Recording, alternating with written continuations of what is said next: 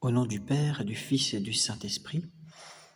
Dans la vidéo précédente, nous avions vu le premier caractère qui s'imprime par les sacrements, c'est la grâce sanctifiante. Donc la grâce qui nous sanctifie. Et maintenant, nous allons voir le second effet qui n'est pas commun à tous les sacrements, mais il n'appartient qu'à 3 d'entre eux. C'est au baptême, à la confirmation et au sacrement de l'ordre. Cet effet, c'est le caractère qu'ils impriment dans l'âme.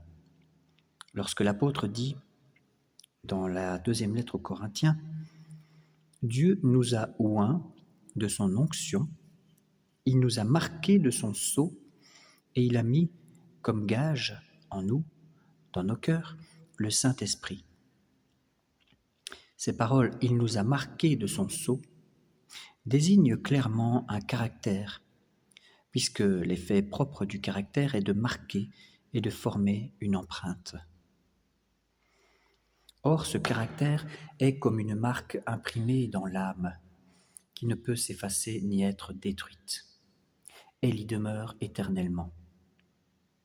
Les sacrements de la loi nouvelle auraient-ils moins de force, dit saint Augustin, que cette marque corporelle dont les soldats sont honorés ?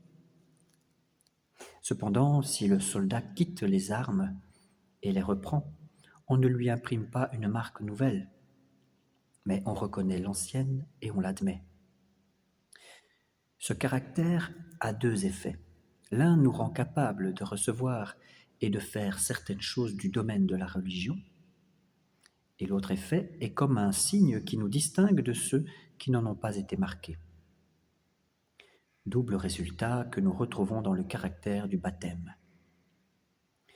D'un côté, il nous rend propres à recevoir les autres sacrements, et de l'autre, il sert à distinguer les fidèles des nations qui n'ont pas la foi. Il serait facile de découvrir les mêmes effets dans le caractère de la confirmation et dans celui de l'ordre. Le premier nous arme, donc celui de la confirmation, nous arme et nous munit comme des soldats de Jésus-Christ pour confesser et défendre publiquement son nom et pour combattre contre les ennemis qui sont au-dedans de nous et contre les esprits mauvais qui sont dans l'air, dans le monde. Et ensuite, il nous sépare des nouveaux baptisés qui ne sont que des enfants nouvellement nés. Le second sacrement, c'est celui de l'ordre. Il donne le pouvoir de produire et d'administrer les sacrements. Et il distingue du reste des fidèles ceux qui en sont revêtus. Il faut donc croire, comme une vérité constante dans l'Église catholique, que ces 3 sacrements impriment un caractère et qu'ils ne doivent jamais être renouvelés. Donc une fois qu'on l'a reçu, on l'a pour toujours. On ne peut pas être débaptisé, on ne peut pas être déconfirmé, ni désordonné. Voilà ce qu'il y a lieu d'enseigner sur les sacrements en général. Et en traitant ce sujet, les pasteurs feront tous leurs efforts pour obtenir surtout 2 choses. La première, de faire comprendre aux chrétiens combien ces dons célestes et divins méritent d'honneur, de respect et de vénération.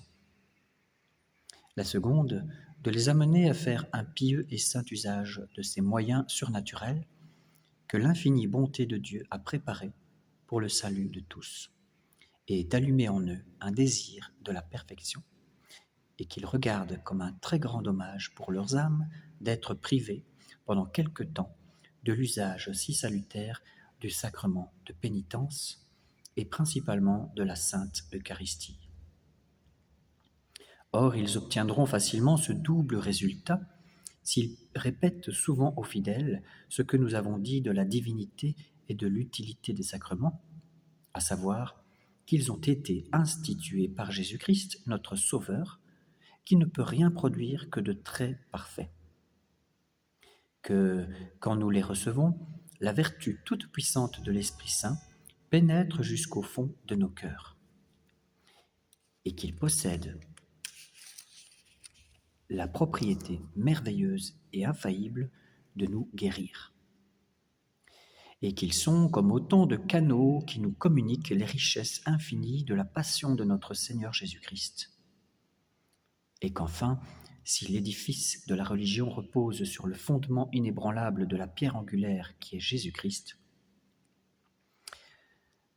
il a besoin cependant d'être soutenu de tous les côtés par la prédication de la parole de Dieu et par l'usage des sacrements, sans quoi il serait bien à craindre qu'il ne vînt à tomber en ruine en grande partie. Car si les sacrements nous font entrer dans la vie spirituelle, ils sont aussi l'aliment qui nous nourrit, nous conserve et nous donne l'accroissement. Voilà, dans la prochaine vidéo, nous verrons précisément en détail qu'est-ce que c'est que le baptême. Pourquoi le baptême est-il un sacrement? Pourquoi est-il très important? Et pourquoi est-il nécessaire pour le salut? Au nom du Père et du Fils et du Saint-Esprit. Amen. Abonnez-vous, partagez pour la gloire de Dieu et le salut du monde.